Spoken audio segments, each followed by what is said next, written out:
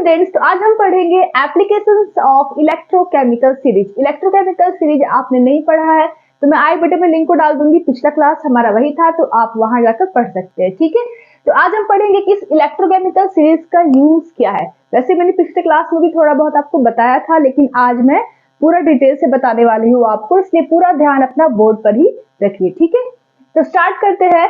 तो एग्जाम में ऐसे भी आ सकता है कि एप्लीकेशन बताइए इलेक्ट्रोकेमिकल सीरीज का, या ऐसे भी आ सकता है कि significance of standard electrode potential बताइए। ठीक है, ऐसे भी आ सकता है कि एप्लीकेशन बताइए, और ऐसे भी आ सकता है कि सिग्निफिकेंस क्या है स्टैंडर्ड इलेक्ट्रोड पोटेंशियल या स्टैंडर्ड रिडक्शन पोटेंशियल का। तो आप लोग ये मत समझना कि ये अलग क्वेश्चन है, ये अलग क्वेश्चन है, सेम ही है। ठीक है, एप्लीकेशन हो या सिग्निफिकेंस हो, आप इसका आंसर यही चीज देंगे। ठीक है, चलिए शुरू करते हैं। तो पहला जो इसका एप्लीकेशन है इलेक्ट्रोकेमिकल सीरीज का, वो क्या है, तो मैंने अपने पिछले क्लास में बताया था इस चीज को कि स्टैंडर्ड रिडक्शन पोटेंशियल की वैल्यू अगर टॉप टू बॉटम हम जाते हैं तो इलेक्ट्रोकेमिकल सीरीज क्या है, टॉप टू बॉटम एसआरपी की वैल्यू बढ़ती जाती है। ठीक है, तो एसआरपी की वैल्यू अगर हाई होती है, मतलब नीचे अगर हम जाते हैं तो ठीक है टॉप टू बॉटम, तो उस केस में जो एलिमेंट्स इलेक्ट्रोड्स होते हैं उनमें रिडक्शन की प्रोसेस होती है और वो बेस्ड ऑक्सीडाइजिंग एजेंट की तरह काम करते हैं। ये सब चीज मैंने अपने पिछले क्लास में आपको बताया है। और अगर स्टैंडर्ड रिडक्शन पोटेंशियल की वैल्यू लो होती है, मतलब बॉटम से अगर हम टॉप में जा रहे हैं, तो स्टैंडर्ड रिडक्शन पोटेंशियल की वैल्यू एसआरपी की वैल्यू कम होती जाती है। तो उस समय उस एलिमेंट्स उस इलेक्ट्रोड में ऑक्सीडेशन की प्रोसेस होगी और वो बेस्ड रिड्यूसिंग एजेंट कहलाएगा। ठीक है, ये आपका पहला एप्लीकेशन हो गया इलेक्ट्रोकेमिकल सीरीज का। ये चीज मैंने आपको बता रखा है। दूसरा जो है, जो मोस्ट इंपॉर्टेंट है, वो देखिए, to find spontaneity of the cell. To find spontaneity of the cell. Spontaneity का मतलब होता है स्पॉन्टेनियस होने वाला रिएक्शन, अपने आप होने वाला रिएक्शन। ठीक है, तो कोई गैल्वेनिक शेल या कोई डैनियल सेल है, अगर वो अपने आप हो रही है, उसमें रिएक्शन अपने आप हो रहा है, तो उसको बोलेंगे कि वो स्पॉन्टेनियस है, वो सही डायरेक्शन में वो सेल जा रहा है। लेकिन अगर उस सेल में स्पॉन्टेनियस नहीं, नॉन स्पॉन्टेनियस है या इक्विलिब्रियम स्टेट में, तब वो सेल आपका काम ही नहीं करेगा। नॉन स्पॉन्टेनियस होगा तो वो सेल रुक जाएगी, वो काम ही नहीं करेगी। तो किसी भी सेल को अगर हमें चलाना है, किसी भी सेल को अगर हमें चलाना है कि वो काम करते रहे, तो उस सेल का ईएमएफ जो है वो 0 से ज्यादा होना चाहिए। जब वो ईएमएफ 0 से ज्यादा होगा, इसका मतलब कि वो जो सेल आपने बनाया है गैल्वेनिक या डैनियल सेल, वो आपका स्पॉन्टेनियस है। ठीक है, फिर से इस बात को समझिए जो मैं आपको समझाने वाली हूँ, बिल्कुल अपना ध्यान बोर्ड पर ही रखिएगा। सेकेंड जो एप्लीकेशन है इस इलेक्ट्रोकेमिकल सीरीज का, वो है to find spontaneity of the cell. ये पता करने के लिए कि सेल स्पॉन्टेनियस है कि नहीं, सेल काम करेगा कि नहीं, इतना मेहनत से हमने सेल बनाया और ये सेल आगे काम करेगा कि नहीं। कौन सेल की बात हो रही है, डैनियल या गैल्वेनिक सेल, ये आगे काम करेगा कि नहीं, ये हम कैसे पता करेंगे, तो हम इस एप्लीकेशन से पता करेंगे। किसी भी सेल को स्पॉन्टेनियस या काम करने के लिए हमें जो उसका ईएमएफ होता है वो 0 से ज्यादा होना चाहिए। ये ठीक है, 0 से अगर ज्यादा उसका ईएमएफ होगा तो वो जो सेल आपने बनाया है वो स्पॉन्टेनियस होगा, वो अच्छे से काम करेगा। इस बात को याद रखिएगा। और आपका 0 से ज्यादा होने का मतलब क्या हो गया कि जो सेल का ईएमएफ है वो क्या है, पॉजिटिव वैल्यू है। 0 से नीचे नेगेटिव, 0 से ऊपर पॉजिटिव। तो 0 से ज्यादा होने का मतलब क्या हुआ कि ईएमएफ का जो वैल्यू है वो क्या है, पॉजिटिव है। तो for a spontaneous galvanic cell क्या बता रहा है कि for a spontaneous galvanic cell जो मेन रूल है कि आपका जो ईएमएफ ऑफ सेल है वो 0 से ज्यादा होना चाहिए। ये ठीक है, स्पॉन्टेनियस मतलब अपने आप गैल्वेनिक सेल अपने आप काम कर रहा है, सुचारू रूप से काम कर रहा है, सही तरीके से काम कर रहा है। अगर स्पॉन्टेनियस नहीं होगा, 0 से कम हो जाएगा, ये 0 से कम मतलब ऐसे 0 से कम अगर हो जाएगा तो उस केस में सेल सुचारू रूप से काम नहीं करेगा, वो काम ही नहीं करेगा, वो बंद होके बैठ जाएगा। तो सेल को काम कराने के लिए, सेल को स्पॉन्टेनियस बनाने के लिए, चलाने के लिए जो ईएमएफ है सेल का वो 0 से ज्यादा होना चाहिए। It means EMF should be positive value, 0 से ज्यादा होगा तो पॉजिटिव होगा। ठीक है, तो स्टूडेंट्स गैल्वेनिक सेल का स्पॉन्टेनियस होने के लिए हमें क्या क्राइटेरिया, हमने आपको बताया कि जो ईएमएफ ऑफ सेल है वो 0 से ज्यादा होनी चाहिए। ठीक है, तो आपने ये फॉर्मूला तो पढ़ा होगा, ठीक है, आपने ये फॉर्मूला तो पढ़ा होगा कि जो ई नॉट सेल होती है, ई नॉट सेल की वैल्यू क्या होती है, E naught cathode minus E naught anode. ये अभी तक हमने कई बार इस फॉर्मूला का यूज किया है, तो ये चीज आपने पढ़ा है, ठीक है। तो अगर ई नॉट सेल के बारे में यहाँ पे बात हो रही, ईएमएफ ऑफ सेल मतलब क्या, ई नॉट सेल की जो वैल्यू है वो 0 से ज्यादा होनी चाहिए, इसके बारे में बात हो रही है। तो यहाँ पर जो ई नॉट सेल है, ये आपको दिखाई दे रहा है ना, ग्रीन कलर से लिखा है तो मैंने, तो यहाँ पर जो ई नॉट सेल है इसकी वैल्यू 0 से ज्यादा कब होगी, ये बताइए। ये जब 0 से ज्यादा होगी तभी वो सेल स्पॉन्टेनियस होगा, तभी वो सुचारू रूप से अपने आप अच्छे से काम करेगा। तो ये 0 से ज्यादा कब होगा, जब ई नॉट कैथोड की वैल्यू ई नॉट एनोड से ज्यादा होगी। जब इस चीज की वैल्यू इस चीज से ज्यादा होगी तब ओवरऑल जो रिजल्ट आएगा वो पॉजिटिव होगा। तब उस केस में ई नॉट सेल की वैल्यू 0 से ज्यादा होगी, पॉजिटिव होगी, तब सेल जो होगा वो गैल्वेनिक सेल स्पॉन्टेनियस होगा। Is that clear? तो मतलब ये कह रहा है कि अगर मान लीजिए कि ई नॉट कैथोड, सपोज दैट कि ई नॉट कैथोड जो है वो 20 आ रहा है और ई नॉट एनोड जो है वो 10 आ रहा है, तब हमने माइनस किया, तब हमारा क्या आया, 10 आया, तो ये पॉजिटिव वैल्यू आई। तब यहाँ पर जो आपका ई नॉट सेल की वैल्यू पॉजिटिव आ रही है, इसका मतलब कि ये सेल स्पॉन्टेनियस है, ये सेल आपकी सही है, ठीक है।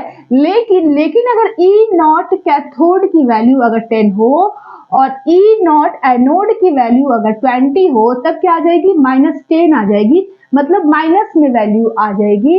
तो उस केस में आपका ई नॉट सेल माइनस में आ रहा है, मतलब वो जो सेल है, जो गैल्वेनिक सेल है, वो नॉन स्पॉन्टेनियस है, मतलब वो काम ही नहीं करेगा, वो सुचारू रूप से चलेगा ही नहीं, वो बंद होकर ठप होकर बैठ जाएगा, ठीक है।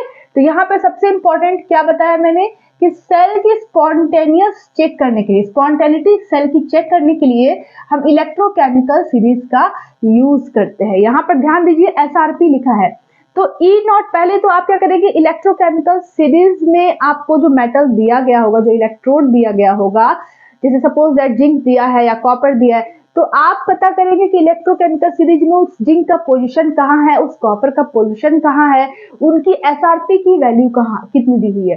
तो जिंक की जो एसआरपी की वैल्यू है वो इस फार्मूला में पुट करेंगे, जो कॉपर की जो एसआरपी की वैल्यू वो इस फार्मूला में पुट करेंगे और देखेंगे कि ई नॉट सेल कितना आ रहा है। अगर ई नॉट सेल पॉजिटिव आएगा तब तो भैया आपका रिएक्शन, तब तो आपका सब कुछ सही है, लेकिन ई नॉट सेल नेगेटिव आ गया, इसका मतलब कि ये जो सेल है वो काम नहीं करेगा, नॉन स्पॉन्टेनियस है, ठीक है। तो सबसे पहला काम आपको क्या करना है, जो आपको इलेक्ट्रोड दिया गया है उसकी एसआरपी भी साथ में दी जाएगी, तो उस एसआरपी को हम यहाँ पुट करेंगे।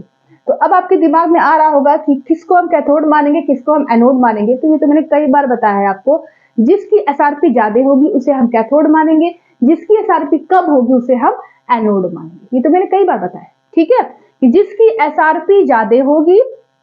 अच्छा यहाँ पे देखो, इस सीरीज पे मैंने यहाँ पे बनाया है, पहले इस चीज को देख लीजिए, यहाँ पे जो लिखा है मैंने कि therefore in the series among two elements cathode is one having high value of SRP। तो दो इलेक्ट्रोड या दो एलिमेंट दिया हुआ है, तो हम किसे कैथोड और किसे एनोड माने, तो जिसकी एसआरपी की वैल्यू, ठीक है, जिसकी एसआरपी की वैल्यू हाई होगी उसे हम कैथोड मानेंगे, ठीक है। जिसकी एसआरपी की वैल्यू हाई होगी उसे हम कैथोड मानेंगे, जिसकी एसआरपी की वैल्यू कम होगी उसे हम एनोड मानेंगे, ठीक है। तो ये चीज यहाँ पे मैंने लिखा है, और हमेशा याद रखिएगा एनोड जो होता है वो कैथोड से ऊपर होता है। सिंपल बात, सिंपल चीज यहाँ पे मैं आपको समझाने वाली हूँ, बिल्कुल ध्यान दीजिए। इलेक्ट्रोकेमिकल सीरीज में क्या है, टॉप टू बॉटम जाने पर एसआरपी की वैल्यू क्या होती है, बढ़ती है। टॉप टू बॉटम जाएंगे तो एसआरपी की वैल्यू क्या होगी, बढ़ेगी। तो मैंने अभी आपसे कहा कि जो कैथोड होता है इसकी एसआरपी की वैल्यू ज्यादा होती है और जो एनोड होता है इसकी एसआरपी की वैल्यू कम होती है। तो ऐसे ही आपको समझ में आ रहा है कि कम है, इसका मतलब कि जो एनोड है वो कैथोड के ऊपर होगा, इसकी एसआरपी की वैल्यू कम है, इसका मतलब ये कैथोड से ऊपर होगा, ठीक है। एनोड की जो एसआरपी की वैल्यू है वो कम है कैथोड के एसआरपी की वैल्यू से, ठीक है, एसआरपी की वैल्यू से, ठीक है। एनोड के एसआरपी की वैल्यू कैथोड के एसआरपी की वैल्यू से कम है, इसलिए इसे हम ऊपर रखते हैं और इसे नीचे रखते हैं, ठीक है। कई बार मैंने बता चुका है आपको मैंने कि इलेक्ट्रोकेमिकल सीरीज में टॉप टू बॉटम जाने पर एसआरपी की वैल्यू बढ़ती है, और जो कैथोड हम किस इलेक्ट्रोड को मानेंगे, जिनकी एसआरपी की वैल्यू हाई होगी, और एनोड किसको मानेंगे, जिसकी एसआरपी की वैल्यू कम होगी, ठीक है। तो ये जो चीज है, इस चीज को यहाँ पर आप इसको बना सकते हो। समझने के लिए, ठीक है। और यहाँ पर ये भी ध्यान रखना है कि हमेशा हमेशा एनोड कैथोड के ऊपर ही होगा।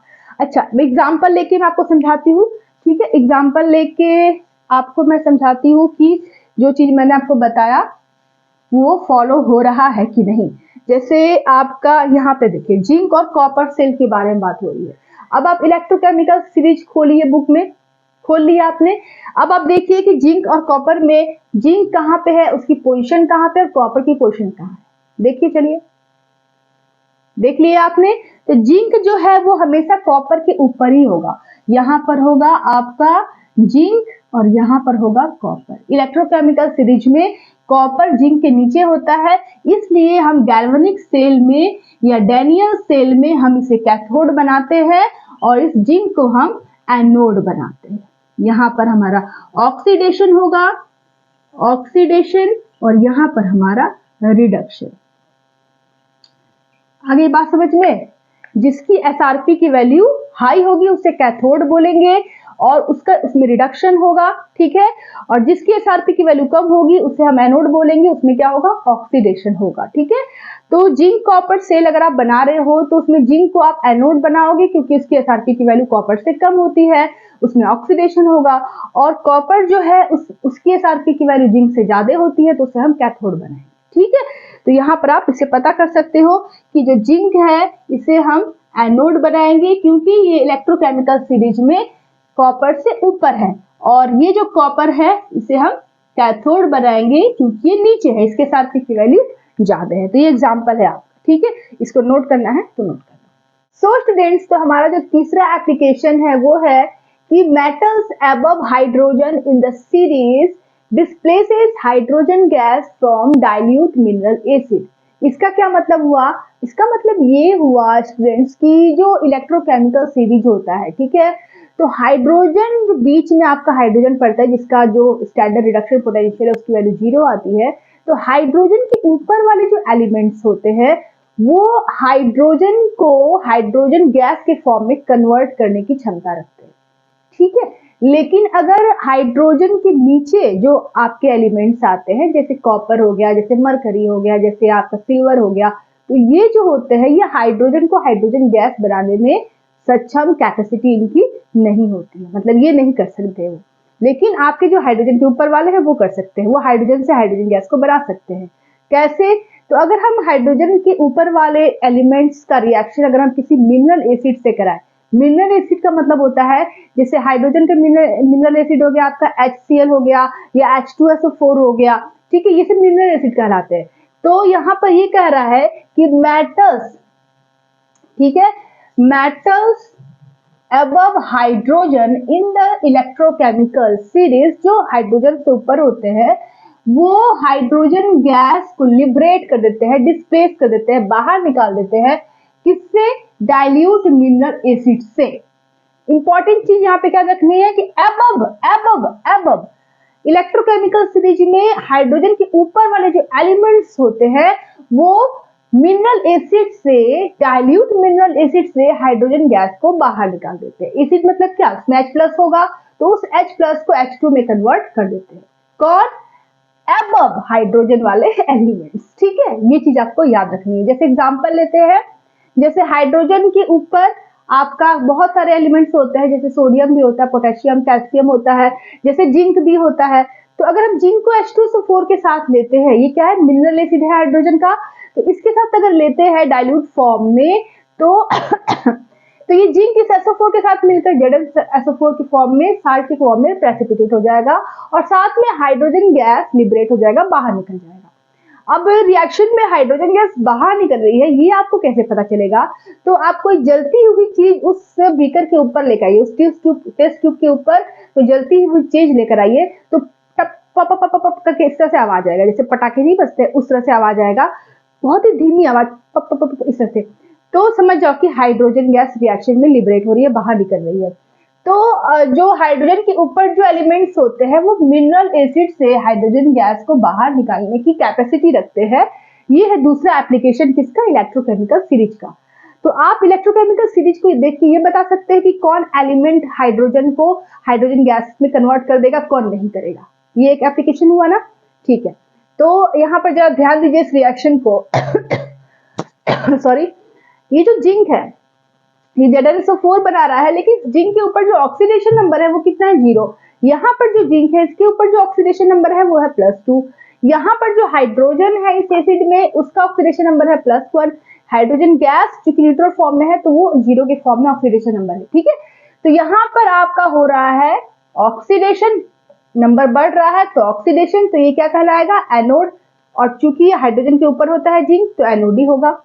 दूसरा, यहाँ पर आपका H प्लस जो है वो कन्वर्ट हो रहा है H2 में। इसमें क्या है, H2SO4 में H प्लस है। ये कन्वर्ट हो रहा है H2 गैस में, तो यहाँ पर क्या हो रहा है, नंबर घट रहा है, ऑक्सीडेशन नंबर घट रहे हैं, तो ये रिडक्शन होगा और ये क्या कहलाएगा, कैथोड। और चूंकि आपका ये हाइड्रोजन है, ठीक है, तो यहाँ पर जो है हाइड्रोजन आपका कैथोड बना रहा है और जिंक आपका एनोड बना रहा है। मतलब इलेक्ट्रोकेमिकल सीरीज में आपका ये वाला जो है हाइड्रोजन है तो ये आपका कैथोड बनाएगा और हाइड्रोजन के ऊपर वाले जो एलिमेंट है जैसे ये जिंक है तो ये आपका एनोड बनाएगा, ठीक है। तो ये वाली रिएक्शन फिजिबल है, स्पॉन्टेनियस है, मतलब ये रिएक्शन होगी निश्चित रूप में, स्वाभाविक रूप में। आगे बात समझ में, ये रिएक्शन सही है। लेकिन अगर हम इस जिंक की जगह पर कॉपर ले ले या सिल्वर ले ले या मरकरी ले ले तब क्या होगा, तब क्या वो H2SO4 से या HCl से हाइड्रोजन गैस को बाहर निकाल सकता है, नहीं, क्योंकि उनकी SRP ज्यादा होती है हाइड्रोजन से और इलेक्ट्रोकेमिकल सीरीज में वो हाइड्रोजन के नीचे पाए जाते हैं, उनकी SRP ज्यादा होती है, तो वो हाइड्रोजन मतलब मिनरल एसिड से हाइड्रोजन को लिबरेट नहीं कर सकते हैं। तो ये एग्जाम में आता है, 2 एलिमेंट दे देगा, दोनों की SRP वैल्यू देगी और नीचे रिएक्शन में बोलेगा कि भाई ये बताओ कि इस मिनरल एसिड से हाइड्रोजन को कौन सा एलिमेंट निकालेगा। तो जिसकी SRP ज्यादा होगी हाइड्रोजन से वो नहीं निकाल पाएगा हाइड्रोजन गैस को, जिसकी SRP कम होगी हाइड्रोजन से वो हाइड्रोजन गैस को उस मिनरल एसिड से निकाल देगा। Is that clear? That means hydrogen is reduced in a reaction, यहाँ पे रिडक्शन हो रहा है हाइड्रोजन का, so it should be cathode, so metal above hydrogen in a series will be anode and will replace hydrogen. ये चीज जो मैंने बताया इसी चीज को मैंने वर्डिंग में लिखा है। अब जैसे कॉपर है, कॉपर को अगर हम मिनरल एसिड के साथ ले ले तो यहाँ पर आप देखोगे कॉपर का 0 है, यहाँ पर कॉपर का क्या है, +2 है, यहाँ पर +1 है, यहाँ पर 0 है, तो यहाँ पर क्या हो रहा है, यहाँ पर हो रहा है ऑक्सीडेशन और ये क्या कहलाएगा, एनोड। Is that clear? यहाँ पर क्या हो रहा है, H प्लस कन्वर्ट हो रहा है H2 में, नीचे का दिखाई दे रहा है ना, ठीक है। तो यहाँ पर क्या हो रहा है, ये +1 से 0 मतलब ऑक्सीडेशन नंबर घट रहा है, तो ये हो जाएगा रिडक्शन ब्रैकेट में कैथोड, कैथोड में रिडक्शन, ठीक है। तो यहाँ पर तो ये ऊपर की तरफ भाई रूल तो फॉलो हो रहा है, हाइड्रोजन जो है वो कैथोड हो रहा है लेकिन कॉपर भी जो है वो ऑक्सीडेशन हो रहा है, एनोड हो रहा है। लेकिन ये कॉपर जो है ये इलेक्ट्रोकेमिकल सीरीज में हाइड्रोजन से नीचे पाया जाता है, इसकी SRP ज्यादा होती है कॉपर से, अरे हाइड्रोजन से, ठीक है। इस कॉपर की SRP हाइड्रोजन से ज्यादा होती है, इस वजह से ये रिएक्शन पॉसिबल नहीं है, फिजिबल नहीं है, फिजिबल नहीं है, स्पॉन्टेनियस नहीं है, स्पॉन्टेनियस नहीं है, नॉन स्पॉन्टेनियस है, मतलब ये पॉसिबल ही नहीं, ये रिएक्शन आपका होगा ही नहीं, ठीक है। तो 2 रिएक्शन दे देगा, पूछेगा कौन होगा कौन नहीं होगा, कौन फिजिबल होगा कौन नहीं होगा, कौन नॉन स्पॉन्टेनियस होगा कौन नहीं होगा, तो वो आप देखकर बता सकते हो। तो ये रिएक्शन होगी ही नहीं क्योंकि कॉपर जो है वो हाइड्रोजन से नीचे बिलो पाया जाता है, ठीक है। और कॉपर की SRP ज्यादा होती है हाइड्रोजन से, तो इसको कैथोड होना चाहिए और इसको एनोड होना चाहिए।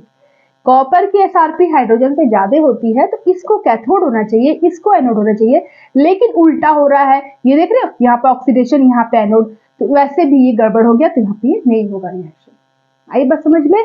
कॉपर हाइड्रोजन के नीचे है तो इसे कैथोड होना चाहिए, लेकिन इस रिएक्शन में देख रहे हो यहाँ पर ऑक्सीडेशन हो रहा है तो एनोड हो रहा है। यहाँ पर हाइड्रोजन कॉपर से ऊपर है तो इसको एनोड होना चाहिए, बट यहाँ पर देख रहे हो यहाँ पे क्या हो रहा है, रिडक्शन हो रहा है, कैथोड हो रहा है। तो ऐसे भी ये नॉन स्पॉन्टेनियस है, फिजिबल नहीं है, ये रिएक्शन होगी नहीं, गलती हो गया, गड़बड़ झाला हो गया, ठीक है। तो ये रिएक्शन आपका पॉसिबल नहीं होगा, नॉन स्पॉन्टेनियस है। अच्छा, अगर हम यहाँ पर सिल्वर ले ले या गोल्ड ले ले, AU, Au ले ले या सिल्वर ले ले तो क्या होगा?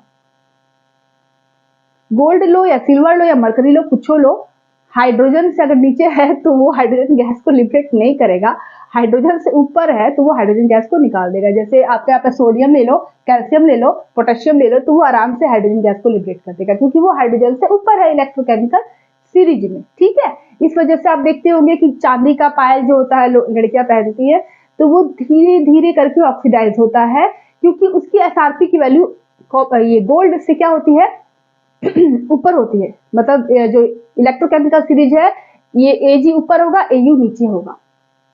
ठीक है, और सबसे ज्यादा नीचे आपका फ्लोरीन होता है और उसके ऊपर प्लेटिनम होता है। तो यहाँ पर जो गोल्ड है ये इजिली ऑक्सीडाइज नहीं होता है, इसीलिए इसकी एसआरपी ज्यादा होती है, इसलिए इजिली ऑक्सीडाइज नहीं होता है, ये रिड्यूस होता है। ठीक है, इस वजह से इसके गहने पहनते हैं हम लोग, ठीक है, ताकि ये इजिली ऑक्सीडाइज नहीं होता है, इसकी एसआरपी ज्यादा होती है इस वजह से। ठीक है, चलो तो यहाँ तक समझ में आ गया तो नोट कर लो। उसके बाद कुछ क्वेश्चंस देखते हैं जो आपके एग्जाम के लिए इंपॉर्टेंट है। चलिए नोट करें। सो स्टूडेंट्स, तो आप देख सकते हो यहाँ पर एक क्वेश्चन लिया हुआ है जो आपके एग्जाम के लिए बहुत इंपॉर्टेंट है, आपके कंपटीशन के लिए भी बहुत इंपॉर्टेंट है। Let us find out whether the following reaction, ये आपका रिएक्शन दिया हुआ है और बोल रहा है कि इज फिजिबल और not given that this value. ठीक है, एसआरपी वैल्यू दिया हुआ है, रिएक्शन दिया हुआ है और बोल रहा है कि ये रिएक्शन पॉसिबल है कि नहीं, फिजिबल है कि नहीं, स्पॉन्टेनियस है कि नहीं, ये पूछ रहा है। ठीक है, फिजिबल मतलब कि ये स्पॉन्टेनियस है कि नहीं, ये रिएक्शन होगा कि नहीं।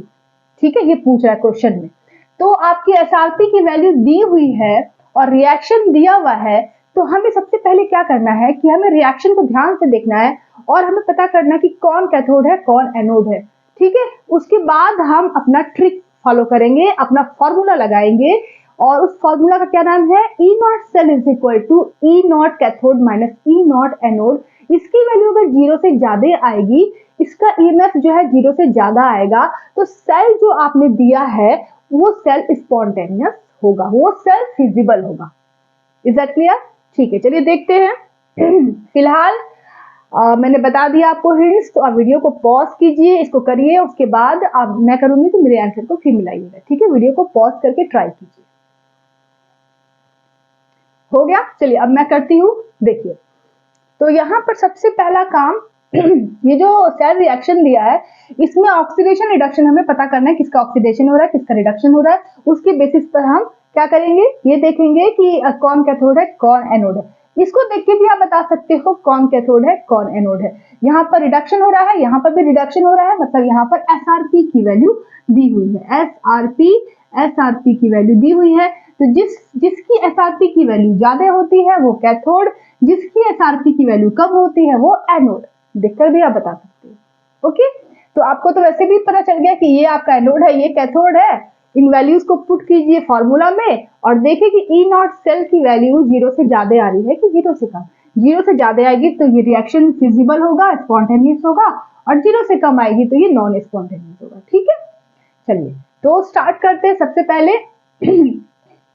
जिंक है, ये कन्वर्ट हो रहा है जिंक 2+ में और 2 इलेक्ट्रॉन को रिलीज कर रहा है। यहाँ पर ऑक्सीडेशन हो रहा है। ओके, और ये आपका कहलाएगा आपका क्या बताइए, एनोड। एनोड, ठीक है, वैसे भी इसकी एसआरपी की वैल्यू कम है तो ये एनोड ही होगा। देख कर भी आप बता सकते हो, लिख कर भी आप बता सकते हो। ओके, अब यहाँ पर है आपका Cu 2+, 2 इलेक्ट्रॉन को ले रहा है और Cu में कन्वर्ट हो रहा है। ओके, और ये आपका हो रहा है यहाँ पे रिडक्शन और ये बनाएगा आपका कैथोड। Is that clear? चलिए अब क्या करना है, चूंकि सिंस आपको ये पता है कि E नॉट सेल जो होती है वो 0 से ज्यादा होगी, तो it means cell, given cell, आप इसको क्या बोलेंगे, जो दिया गया सेल है, जो दिया गया आपका सेल है, गिवन सेल इज स्पॉन्टेनियस।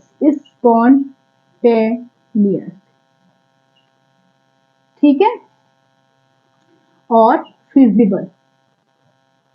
ठीक है, फिजिबल या स्पॉन्टेनियस होगा जब E नॉट सेल की वैल्यू 0 से ज्यादा होगी। तब E नॉट सेल हम कैसे निकालेंगे, उसके लिए हम फॉर्मूला पुट करते हैं। We know that we know that, हम जानते हैं कि E naught cell is equal to E naught cathode minus E naught anode. ठीक है, वैल्यूज पुट करिए। कैथोड कौन सा आप कह रहे हो? ये वाला। इसकी वैल्यू कितनी दी हुई है? Reduction reduction. ठीक है, इसकी वैल्यू कितनी दी हुई है? वैल्यू पुट करो। दिया हुआ है 0.34 वोल्ट। फॉर्मूला में बीच में माइनस है, माइनस रखो। एनोड की वैल्यू कितनी दी हुई है? I mean E naught anode की वैल्यू कितनी दी हुई है? दी हुई है आपकी 0.76 वोल्ट। सॉल्व करो उसको, कितना आएगा? क्योंकि आपका यहाँ पे माइनस है ना, तो यहाँ पे माइनस होगा तो वो प्लस हो जाएगा। तो 0.34 प्लस 0.76 प्लस 1.10 वोल्ट। सही है? हाँ ठीक है, ठीक है ना। तो 1.10 वोल्ट आपका आ गया। और ये जो है पॉजिटिव वैल्यू आई, क्या आई आपकी? Positive value I. इट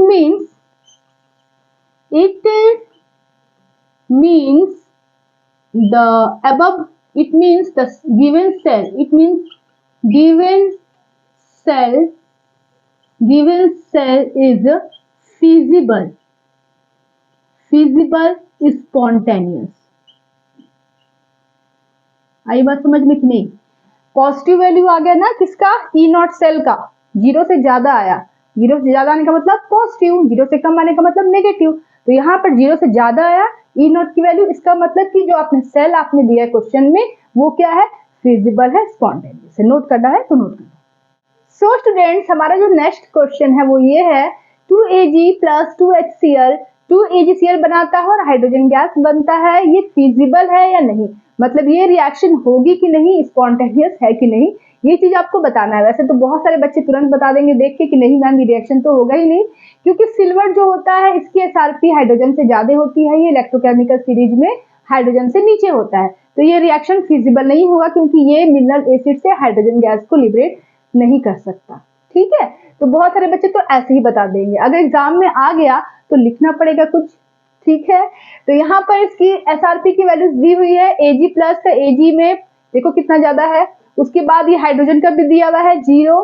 तो अब आपको लिख कर बताना होगा एग्जामिनर को कि हाँ भाई ये आपका फिजिबल नहीं है, नॉन स्पॉन्टेनियस है, ये रिएक्शन होगा ही नहीं, ये रिएक्शन आपका होगा ही नहीं, क्योंकि सिल्वर जो होता है वो हाइड्रोजन से नीचे होता है इलेक्ट्रोकेमिकल सीरीज में, तो वो मिनरल एसिड से हाइड्रोजन को नहीं निकाल सकता, हाइड्रोजन गैस को, गैस बोलना ठीक है, हाइड्रोजन गैस को नहीं निकाल सकता।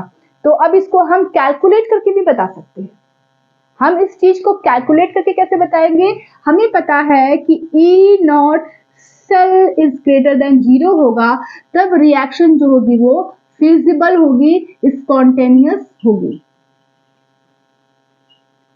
क्या है? होगी। ओके ठीक है, तो ये चीज होना चाहिए। तो E नॉट सेल तो हम आराम से निकाल सकते हैं ना, क्योंकि दोनों वैल्यूज दी हुई है। अब आप सोच रहे हो कि इसमें कैथोड कौन है एनोड कौन है, वो कैसे पता करें? तो भाई आप रिएक्शन दिया हुआ है ना, उससे भी आप देख सकते हो। चलो देखो कैसे, क्योंकि सिंस Ag जो है वो कन्वर्ट हो रहा है किसमें? Ag प्लस में। ठीक है, Ag प्लस में कन्वर्ट हो रहा है और एक इलेक्ट्रॉन को लिबरेट कर रहा है, तो ये आपका हो जाएगा ऑक्सीडेशन, मतलब एनोड, और यहाँ पर H प्लस किसमें कन्वर्ट हो रहा है? हाइड्रोजन गैस में। तो यहाँ पर ये इलेक्ट्रॉन को एक ले रहा है और ये आपका हो जाएगा रिडक्शन हो रहा है, मतलब ये हो जाएगा आपका कैथोड। ये रिएक्शन गलत है, ये सब गलत है, ये वाला नहीं भाई, ये तो सही है। ये जो मैं पीछे लिख रही हूँ ये होगा नहीं एक्चुअली में इस रिएक्शन में, लेकिन हमें एग्जामिनर को तो बताना है ना भाई ये क्यों नहीं होगा, तभी तो हमें नंबर मिलेंगे। ठीक है, तो यहाँ पर हो गया आपका ये चीज। तो यहाँ पर आपको कैथोड मिल गया, एनोड मिल गया, तो इसीलिए देयरफॉर हम फार्मूला पे पुट करेंगे E naught cell is equal to cathode की वैल्यू कितनी दी हुई है? कैथोड की वैल्यू आपकी हाइड्रोजन की है ना, हाइड्रोजन की वैल्यू इतनी दी हुई है, मतलब पूरा मान लो कि 0 ही दिया हुआ है। ठीक है, फिर माइनस ब्रैकेट में एनोड की वैल्यू कितनी दी हुई है, मतलब सिल्वर वाला। ठीक है, रिडक्शन पोटेंशियल हो रहा है यहाँ पे, कितनी दी हुई है? Plus 0.80, plus 0.80 volt. तो यहाँ पर सॉल्व करेंगे तो कितना आएगा? Minus 0.80 volt. क्योंकि माइनस प्लस में गुणा होगा तो माइनस हो गया, जीरो से तो कोई मतलब ही नहीं है हमें, तो आपका आ गया इतना। मतलब आपका ई नॉट सेल की जो वैल्यू है, ई नॉट सेल की वैल्यू जो आ रही है वो लेस देन जीरो आ रही है, क्योंकि नेगेटिव वैल्यू है, ठीक है, लेस देन जीरो आ रही है क्योंकि नेगेटिव वैल्यू आई है ई नॉट सेल की। इसका मतलब इट मीन्स दिस रिएक्शन, क्योंकि रिएक्शन के बारे में पूछ रहा है ना, ठीक है, this reaction is non spontaneous और नॉट फिजिबल। ये फिजिबल नहीं होगा, नॉन स्पॉन्टेनियस होगा, मतलब स्पॉन्टेनियस नहीं होगा, इसको बोलेंगे नॉन स्पॉन्टेनियस। और ये नॉट फिजिबल, फिजिबल नहीं है, ये रिएक्शन नहीं होगा, रिएक्शन पाया नहीं जाएगा, ठीक है। सिल्वर कभी भी मिनरल एसिड से हाइड्रोजन गैस को लिबरेट नहीं कर पाता है। तो इस चीज को इतना हम बताएंगे, तब जाकर एग्जामिनर हमें फुल मार्क्स देगा। ऐसा तो देख के हम आंसर फट से बता देंगे, लेकिन हम लिखेंगे उसको डिटेल से अच्छे से, तब जाके हमें फुल मार्क्स मिलेंगे बच्चों, ठीक है। इस चीज को याद रखिएगा, ठीक है, नोट करना है तो नोट कर लो। सो स्टूडेंट्स, तो आज की क्लास यहीं तक रहने देते हैं। नेक्स्ट क्लास में नेक्स्ट टॉपिक के लिए रेडी रहिएगा आप लोग, पूरा रिवाइज कर लीजिए, और कुछ प्रॉब्लम होते हैं, कुछ समझ में नहीं आता है तो कमेंट बॉक्स में आप पूछ सकते हैं, ठीक है, मैं क्लियर करूंगी नेक्स्ट क्लास में उसको। और अगर आप पहली बार मेरे चैनल पर आए हैं, पहली बार मेरे वीडियो को देख रहे हैं, तो please subscribe to my channel for more videos. अपने दोस्तों के साथ भी वीडियो को शेयर कीजिए, लाइक कीजिए अगर आपको अच्छी लगती है वीडियो तो। मिलते हैं नेक्स्ट वीडियो में, टेक केयर, बाय बाय।